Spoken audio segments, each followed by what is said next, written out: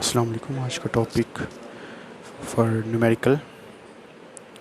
और सबसे पहले जो हमारा फर्स्ट चैप्टर है द इन्वेस्टमेंट सेटिंग, उसमें हम पहला टॉपिक स्टार्ट करते हैं H P R and H P Y. H P R जो है वो होल्डिंग पीरियड रिटर्न है और एच पी वाई है होल्डिंग पीरियड यील्डिंग। अब एच पी आर का formula ending value of investment plus forecasted dividend divide by initial value of dividend. Ending value मतलब किसी साल के एंड पे जो वैल्यू होगी उसको हम एंडिंग वैल्यू कंसिडर करेंगे। फोरकास्टेड डिविडेंड या वो डिविडेंड जो हमें फ्यूचर में मिलेगा, और इनिशियल मतलब स्टार्टिंग वैल्यू ऑफ किसी भी इन्वेस्टमेंट की। कि बाई मिस्टेक यहाँ पे डिविडेंड वर्ड यूज़ हो गया, इनिशियल वैल्यू ऑफ इन्वेस्टमेंट है। और यील्ड का जो फार्मूला है वो H P are minus 1 into 100। चलें फर्स्ट न्यूमेरिकल की तरफ चलते हैं। फर्स्ट न्यूमेरिकल है on February 1 you bought 100 shares of stock in the Francisco Corporation for $34 a share, and a year later you sold it for $39 a share। अब आपने starting में 34 पे लिया था ये कॉर्पोरेशन का शेयर और आपने 39 में सेल कर दिया। 34 उसका इनिशियल प्राइस और 39 उसकी ending price. During the year you receive A cash dividend of $1.5। अब ये डिविडेंड हमारे पास आ गया और हमने कंप्यूट करना है दोनों चीज़ें, एच पी आर और एच पी वाई इस कॉर्पोरेशन की। तो देखें एंडिंग वैल्यू $39, फोरकास्ट डिविडेंड 1.50 और इनिशियल वैल्यू है आपके पास $34। फॉर्म में पुट करने के बाद हमारे पास जो एच पी आर आया है वो $1.191।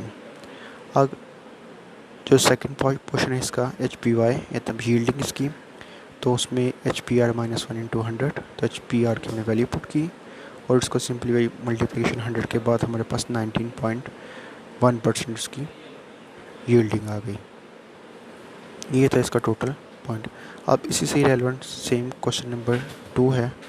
ये आप लोग का होम टास्क है जो आप लोगों ने घर से करना है। On August 15 you purchase 100 shares of stock in the Kara cotton company at $65 a share। a year later you sold it for $61। मतलब 65 में आपने बाई किया और 61 में सेल कर दिया, मतलब लोइंग वैल्यू है और उसका हो सकता है आपका आंसर नेगेटिव में आए। During the year you receive dividend $3 a share। ये आपका फोरकास्ट डिविडेंड आ गया। Compute your H P R and H P Y on your investment in the Kara Cotton. तो ये आपका होम टास्क है। अब इस तरह थर्ड प्रॉब्लम है। At the beginning of last year, you invested $4,000 in 80 shares of Change Corporation। मतलब 4,000 total value है और 80 शेयर्स है। अगर इस पर डिवाइड करेंगे तो एक शेयर्स की वैल्यू हमें मिलेगी और हमने जो फॉर्मूला में यूज़ करना है वो पर शेयर वैल्यू यूज़ करेंगे। During the year change paid dividend of $5 पर share. At the end of year you sold the 80 shares of $59 a share. तो $5 उसकी डिविडेंड आ गया और नेक्स्ट जो हमारे पास पर शेयर वैल्यू दे दी उन्होंने खुद ही 59 शेयर, तो एक शेयर की 59 ये एंडिंग वैल्यू आ गई। Compare your total H P R on this shares, indicate how much was due to change price and how much was due to dividend income. तो हमने डिविडेंड इनकम में भी जो चेंजिंग है वो भी बतानी है और चेंज इन प्राइस जो 50 से 59 में चेंजिंग हुआ तो वो भी हम बताएंगे। अब इसकी कैलकुलेशंस हैं। इनिशियल प्राइस हमने $4,000 थे, उसको 80 पर डिवाइड किया तो एक शेयर की वैल्यू आ गई 50। एंडिंग वैल्यू हमारे पास 59 और डिविडेंड हमारे पास 5। तो हमने सिंप्लीफाई इसना एच पी आर और एच पी वाई निकाल लिया। एच पी आर हमारे पास $1.28 और एच पी वाई यील्डिंग 28% आ गई। अब इसमें सेकंड पोर्शन था इसी का चेंज ड्यू टू प्राइस। अब एच पी आर चेंज होगा तो उसका फार्मूला है ending value divide by initial value. तो 59 डिवाइड बाई 50 तो $1.18 आपके पास आ गया। और अगर ये हम करें तो इसके बाद हमारे पास एच पी आर वाई क्या आएगा, तो वो 18% आ जाएगा। अब चेंज हमारे पास क्या हुआ, पिछले जो हमने पोर्शन में निकाली थी एच पी वाई वो 28% थी और इसमें 18% है। तो एच पी वाई हमारे पास चेंज ड्यू टू प्राइस होगा 10%, मतलब 28 माइनस 18, 10% हमारे पास चेंजिंग आ जाएगी इसमें। देन मूव, इसी में एक फर्दर पॉइंट है रियल रेट रिटर्न RRR। इसका फार्मूला है HPR divide by 1 plus inflation rate -1। इसके लिए इन्फ्लेशन रेट मस्ट होना चाहिए और इनटू 100। तो ये स्टेप 3 स्टेप्स में होगा। सबसे पहले HPR की वैल्यू हमारे पास, उसको हमने डिवाइड करना है 1 प्लस इन्फ्लेशन रेट से। जो इसका सिंप्लीफाई वैल्यू आएगी उसमें से -1 करेंगे और -1 करने के बाद उसी को हम 100 से मल्टीप्लाई करके परसेंटेज रेट निकाल लेंगे।